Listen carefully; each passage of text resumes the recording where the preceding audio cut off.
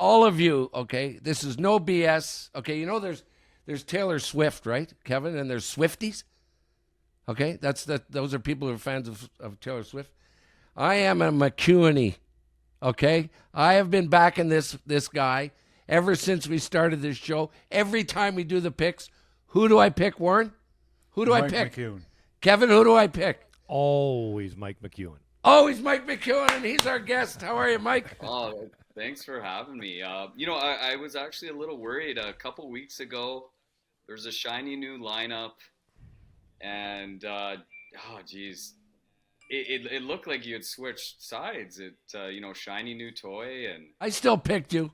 there's been some new lineup changes and whatnot. And I was like, geez, I think he forgot about me. No, man. No, I didn't. If you did, you misheard it. So I've been on the McEwen bandwagon, man, a long time. And you're curling the best you've curled in a long time, aren't you? Yeah.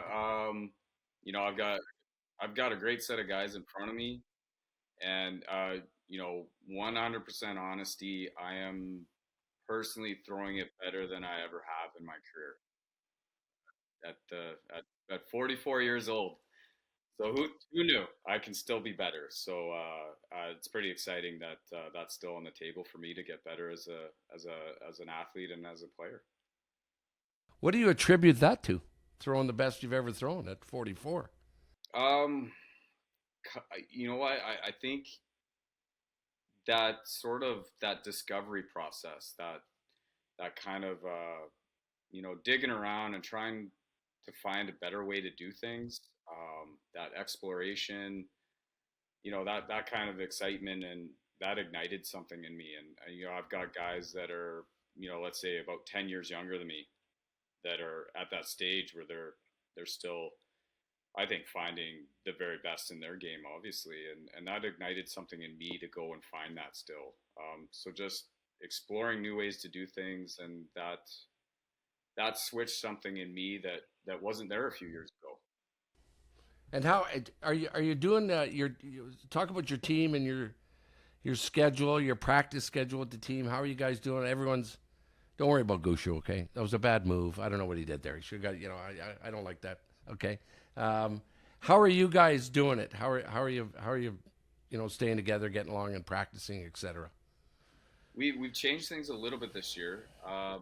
There is a more of an emphasis on training together, and doing that sort of in a condensed timeline.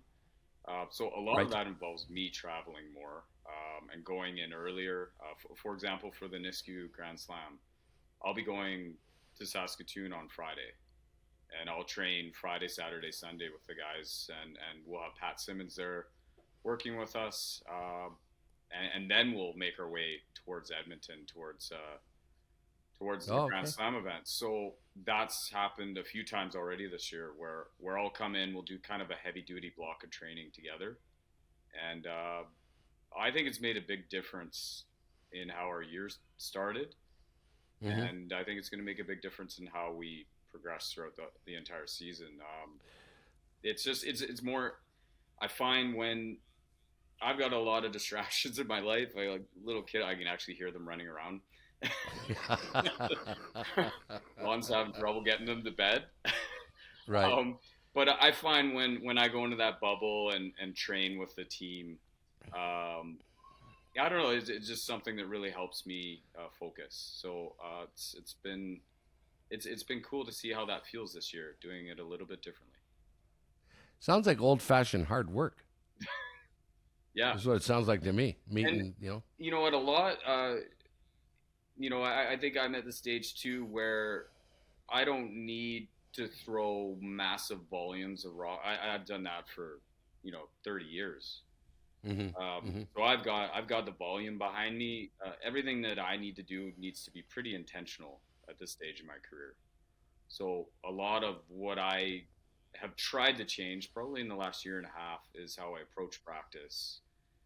And there's no sort of going through the motions for me at this stage. Right. It's everything is, I don't really throw rocks just to stay loose, I guess is how I would put it. And I would probably be guilty of that, X number of years ago, just, throwing too many practice stones without, that high level of intention and focus. Kevin, over to you, man. Yeah, hey Mike, thanks a lot for coming on. Appreciate it. Well, yeah, like the practice amount of practice, I guess that doesn't really matter, does it? But I've noticed such a difference in you. From, of course, we played against each other lots years ago. It just seems to me the confidence level and the no give up. I think that the confidence level and the no give up is very clear in your game right now. Is there anything that's done that? Do you think it's the teammates or just you personally looking in the mirror and just deciding to heck with this? I'm just going to win. Yeah, I think it's both. I might have been a guy that took a little longer to mature. Man after my own heart. That's why I love you, brother. Well, you haven't matured yet, Jimmy. That's why I love him, man. So there's that piece, and then you know what? I've got three teammates in front of me on the ice that, oh man, like they just I can feed off them. They're quiet, but I can really feel the belief that kind of comes through them to me. Yeah, I just there's it's hard to describe because it's just you have these set of teammates that are so tight. Like these Colton and the Marsh brothers are as tight of friends as can be. And I mean that's how we kind of used to make teams way back when we started when we were kids and stuff like that. So for me to come in to that situation, but then feel that belief that comes from the three of them, and you know, in that I'm the right guy to lead them, is pretty powerful. And yeah, they're a united front, and they're a united front, right? You know, from lead through third. So I think that's pretty powerful, and it's changed. I think some of my behavior. Um, you know, I've just sort of absorbed it, I guess. And that's probably a lot of the confidence that you're seeing is because I can feel the confidence from them in me. I'll tell you what, I've seen your game is certainly right now as sharp as I've ever seen it. Even back in, that 13, 14, 15, when you guys were absolutely on fire for those years on tour. But Colton Flash, like to me, he's had spurts of this or that. With when he was skipping, looked pretty good at second when they won quite a lot. A really good hitter, but seems to me the whole I guess the whole game has kind of come around for what I see watching with Flash. And I guess what do you think? Because it seems to me. Well, and forget he can bench press a truck, so sweeping is kind of good too. So he's got that whole package going, and I'm not sure he always had that package this strong. Yeah, I think that's pretty accurate. He's a well-rounded player, and yeah, you'd be accurate describing that he was maybe known for his hitting abilities when he was a younger guy. I mean, he was like a top recruit, right out of juniors into Steve Laycock's arms. He's been playing at a high level a long time. But yeah, I feel like those years, and he didn't have many at Skip, but that developed a different part of his game. And then he is one of the strongest men with a brush in their hands, which is, I mean, we're seeing it out there. If you don't have a big guy on your team, you have a sizable disadvantage to overcome. It really, you really got to have a big guy in the brush. You'd love to have two of them, but there's not many guys the size of Flash and that kind of strength to go around, right? No, I mean, I'll let Warren in a sec. Flash, now, isn't he known for the arm wrestling, wrist wrestling? Like nobody beat. Oh no, true. Come on, I don't think nobody touches him in that. No, not that I've ever seen. It was a funny little story. It did hit social media. We're outside across from where the Players Championship at the Mattamy in Toronto, and the bar was hopping. It was, the pub was full of curlers and at max capacity, and we were trying to negotiate our way in to, join everybody. And the bouncer, he was a pretty big man, said, you're not getting in. And Flash challenged him to an arm wrestle, and bouncer looked at Flash and didn't think anything else. Flash was smaller, but he's farm boy strong. there's something different about Flash's strength. So that's how we got into the pub. Oh, that's awesome. That's perfect. Go ahead, Warren. Thanks for joining us, Mike. I'm looking at your record here, and I couldn't believe you played in 9 Briers. And this is going to be your 10th because you're already in the Brier this year. You've won 7 Grand Slams, never a Brier winner. Do you think you're getting to the point that maybe this is the year? Do you think this could be the year it happens? It's got to come soon, I think. If it's gonna happen, it's got to come soon. Yeah, you know what? I think honestly, the way I look at things is everything's led me to where I need to be right now in the sport, and I'm feeling very fortunate to have the guys that I have, the whole crew. I think we've got something special that we're working with here. We've got really good dynamics. Arguably the best of any team out there, Canadian and world. We've got a great bench. Pat Simmons, Brent Lang on our bench. They'll be there for the Brier. Honestly, never would have kind of imagined this, coming together at this stage, playing for Saskatchewan and growing up a Manitoba boy, right? So it kind of seems like things are they're writing themselves for me to be in this position. And, it's going to take a heck of a lot of hard work to do it. But I think the guys are in, and we haven't even talked about the Marsh brothers at all. We've talked about Flash, but Kevin's coming into his own. He's one of the most powerful hitters in the game. We talk about Flash's big weight ability. Kevin has that too. Dan's stone management is top level. Kevin's just getting so comfortable in the house because he's in the house calling on my shots. So I think we've got something that's really coming together nicely. And if we're going to do it, I think it's coming soon. Yeah, they are coming into their own, aren't they? They're like Flash, as Kevin said. I've watched them. They seem like they improve almost every time you see them play. And I think you do have a good combination there. So how does it feel to be a person who grew up in Manitoba, curled in Manitoba all your life, and now you represent Saskatchewan? How does that feel? You know what? I think I felt a little bit strange about it at first, but honestly, Saskatchewan fans have embraced this team like more so than I ever thought would happen. And playing in that home Brier probably helped in Regina, but yeah, I honestly I was blown away. I did grow up playing sort of under the shadow of a little bit of the Kerry Burtnick was still around, but a great portion of my career was overshadowed by Jeff Stoughton. So just to go from, I've had different levels in my life where I felt like the underdog and underappreciated and kind of like the young guy that, people weren't sure they wanted to cheer for. And, because you had such an amazing team in Jeff Stoughton at the time, to finally making it and now to go to Saskatchewan and be embraced as like, we're talking about how many year drought are we talking? 44. Ooh, 1980. Yeah, so it's a big one. That energy is coming through the fans to us now, and that's pretty cool to feel like you have an entire province behind you. It's something I didn't think would be just so transferable with me coming in at skip.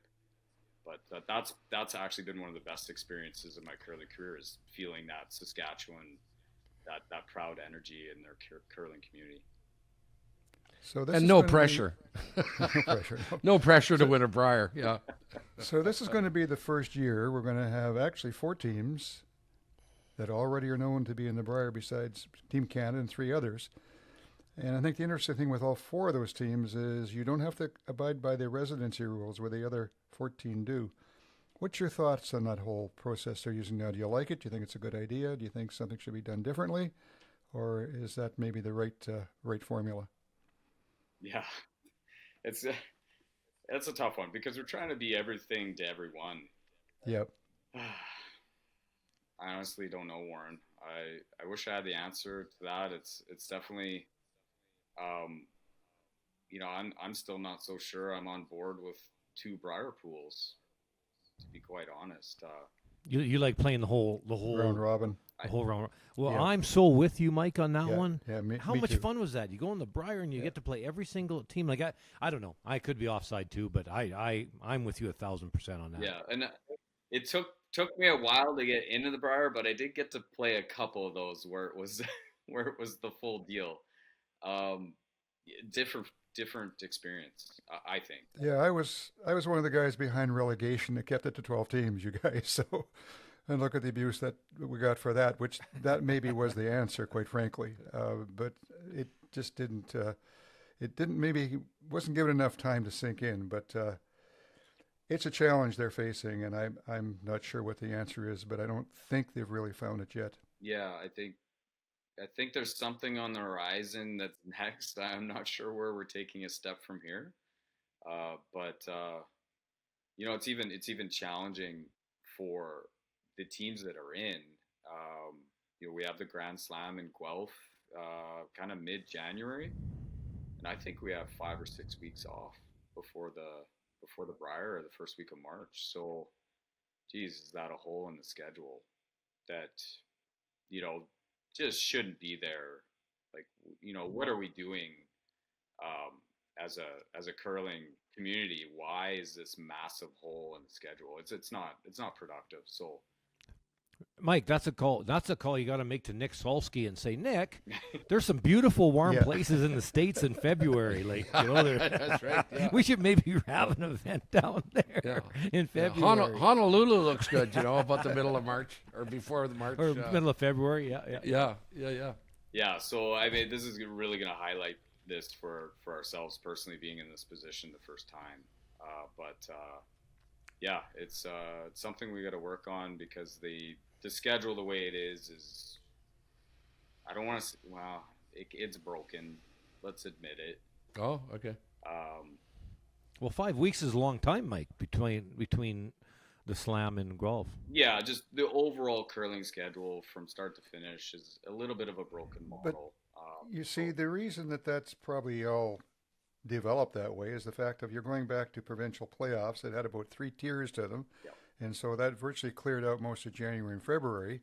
And that needed to be resolved long ago. I mean, we're at the point now where provincially, they probably needs to be 1 week. Yeah, and I think it and probably there's- spans over 4 weeks or something. Yep, and it's got to spread over 4 weeks. I mean, it's killing everything. It's hurting everybody.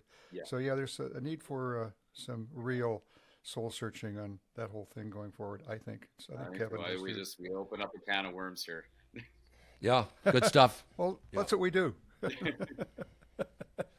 Whatever it is, whatever format you want, Mike, just let me know, okay? And I'll get into Curling Canada, okay? I'll find out what it is. A couple more things for you. I may be asking the same question a different way, I guess. Do you use a sports psychologist, your team? Not at this time. I have. I know my teammates have in a different setting, but the group as we are as a whole are not using one currently. I definitely up to the 2018 trials where we lost the final to Kevin Cooey, worked extensively with the sports psychologist. Yeah, made a big difference, not just on the ice, but I think in my life off the ice as well. I wonder if your answer earlier in the interview, when you said you're sort of tired of not doing what you probably can do, and now you're curling the best you ever are. Someone told these sports psychologists hit you right between the eyes with their first question. Okay, tell me, what's holding you back? What's holding you back? Right?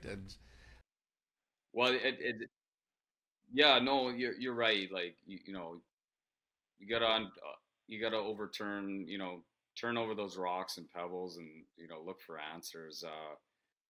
Keep that discovery mode going. It's interesting now. I'm not saying we won't add a sports psychologist to this group. We've had discussions, but we definitely have 2 guys that'll call out any BS on us and Pat Simmons and Brent Lang. And I think if anybody knows Brent, his dry wit is very sharp and quick. And so yeah, we've got a pretty good unit now to uncover, and there's no fluff going on in our debriefs. Which kind of leads me to the next thought that you don't often hear of a team having two coaches. That's unless I'm wrong and embarrassing myself, Kevin. Am I? You often do. Yeah. Why two coaches and not one? Well, what do they do? What is each guy kind of in charge of? Yeah, what's happening here? Well, it would actually be interesting for the Brier because we're a wild card. We might actually switch who's fifth and who's coach. Now, the team always has the option of still playing with three, right? So, but we could put actually Brent as our fifth player instead of coach, and actually put Pat Simmons. We could switch the roles because I'm the import, but now we can actually have two, right, with Brent Lang. So right. We'll see what who gets what designation, right? But honestly, they both see the game. You know what? They almost feed off each other. I find, our Brent and Pat kind of together, I think, catch a bigger spectrum of things to talk about.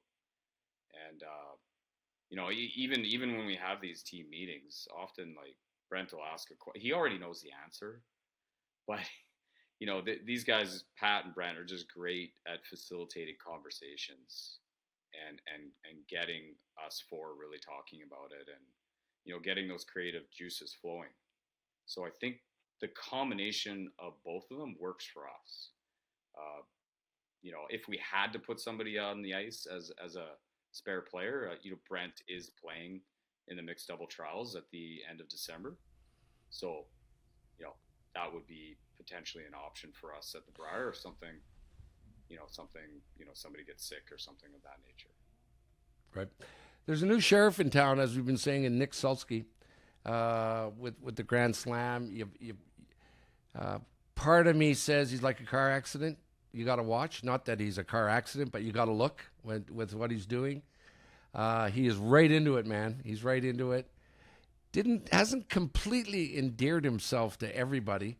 I was reading some stuff last week about sort of the F-bomb thing that he thought was to do, but that's not going to appease everyone or please everyone. What are your thoughts on Nick and going forward with the Grand Slams?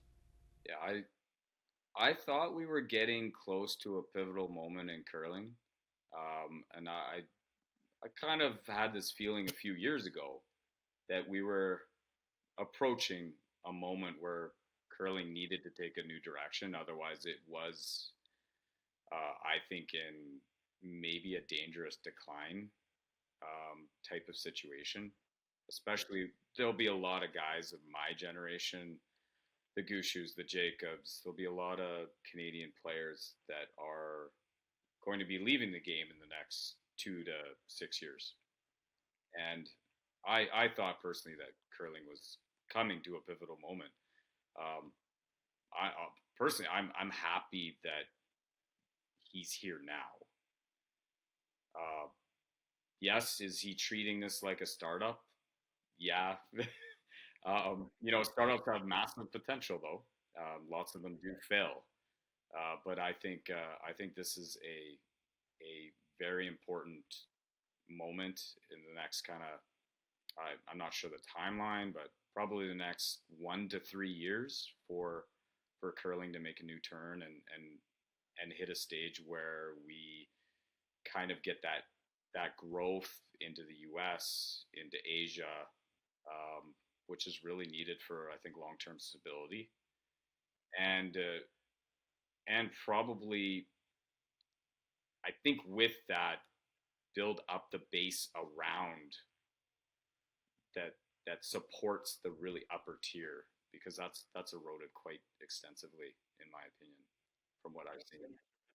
So I think we're at a pivotal moment. Somebody had to do it, and this guy is eating, breathing, living curling. Yeah. Rattling the tree, yes. man. Yeah. Yep. Yeah. So Shake I'm it. just glad somebody's taking up the torch. It's not. I think the timing's right, and hopefully Nick, he's got all the passion in the world. So I'm happy somebody's doing it now, because I was afraid that if this took too much time, we're going to be almost too late for it.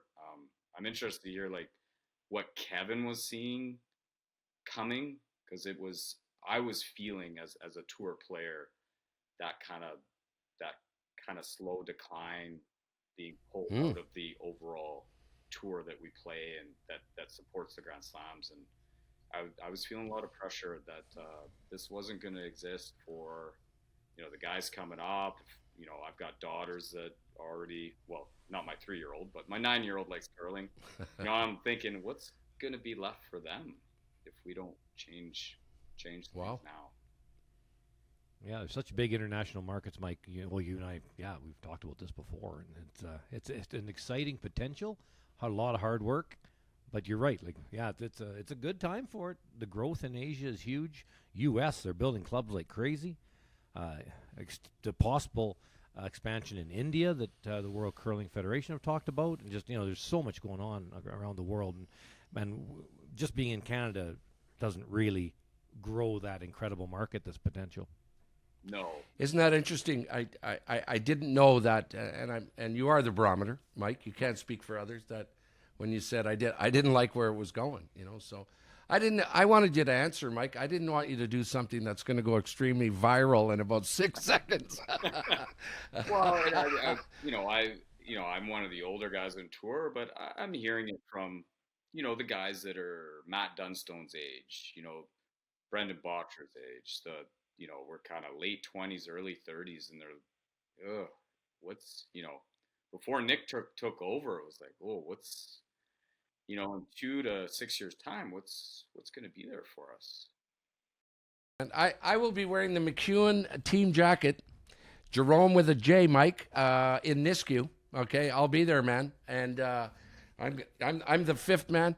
Well, it sounds like I'm about the 8th man. You got Lang, you got Simmons, you got a coach, you got excuse my language. I'm going to be the 9th man, but I'll be the 8th or 9th man. And great coming on, Mike. I am a huge fan of yours, and I've been watching you for a long time. And this is great stuff, and I really appreciate you. Well, thanks for sticking with me. I mean, it's been a long haul for Mike McEwen fans, and they're waiting for something. So hopefully me and the boys can deliver. I was picking you back in 2014 when you were number 1 in the world. Okay, so all good stuff. Thanks a million, Mike, for coming on, man. Appreciate it. Thanks. Good luck, brother. Thanks very much, guys. Go McEwen! Woo!